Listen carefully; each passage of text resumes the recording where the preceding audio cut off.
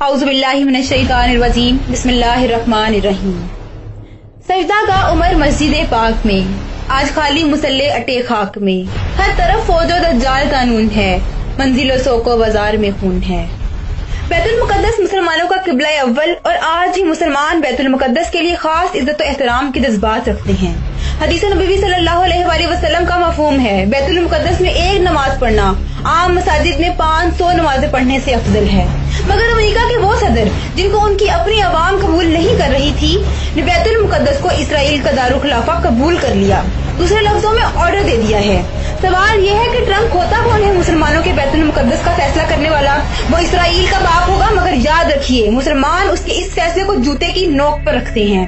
فلسطین میں مسلمانوں کا بے گریہ خون بہایا گیا، دن رات حملے کیے گئے، تب کسی انسانی حقوق کے علم برداروں کو نظر نہیں آیا۔ آج جو امن کا درس دے رہے ہیں تو کس منہ سے دے رہے ہیں؟ کیا مسلمانوں کا خون اتنا سستا ہے کہ کوئی بھی بہا دے؟ امریکہ میں کتا نہر میں ڈوب رہا ہو تو ہیلی کاپٹر تک اس کو بچانے آ جاتا ہے، تو جو انسانوں کا دن رات خون بہایا جاتا ہے اس پر امریکہ کیوں تک نہیں کرتا؟ کیوں وہ انسان نہیں مسلمان تصور کیے جاتے ہیں؟ ایک بات یاد رکھی جائے، جس کلمے کو مسلمان کی کمزوری سمجھا جاتا ہے وہی کلمہ مسلمان کی سب سے بڑی طاقت ہے۔ ٹرمپ اگر ذہنی مریض ہے تو اپنے ذہنی مریضوں والے فیصلے اپنے ملک میں کرے۔ اب اگر آپ کے ملک میں آپ کی بات کو اہمیت نہیں دی جاتی تو اس کا مطلب یہ تو نہیں کہ آپ مسلمانوں کو کم دینے لگ جائیں گے۔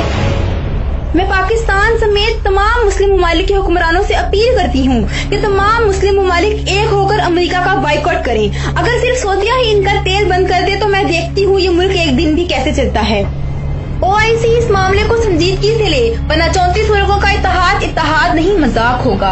اور میں تمام مسلم ممالک سے گزارش کرتی ہوں جو کہ اقوام متحدہ سے وفاداری نبھا رہی ہیں، اس ادارے کو لات مارنے کا وقت آ گیا ہے۔ اس ادارے نے نہ تو آج تک کشمیر کا فیصلہ کیا، نہ فلسطین کا۔ UNO نے ہمیشہ امریکہ کی انگلیوں پر ناچنے والی رقاصہ کا کردار ادا کیا ہے۔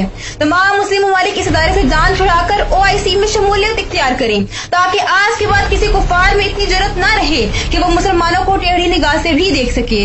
اب مسلمانوں کے اکٹھے ہونے کا وقت آ گیا ہے اور انشاءاللہ ہم کفار کی اینٹ سے اینٹ بجا کر رکھ دیں گے۔ بیت المقدس مسلمانوں کا تھا، ہے اور ہمیشہ رہے گا، اور جسے مسلمان بہت جلد آزاد کروا لیں گے انشاءاللہ۔ اس کے ساتھ ہی میں آپ سے اجازت چاہوں گی۔ اللہ نے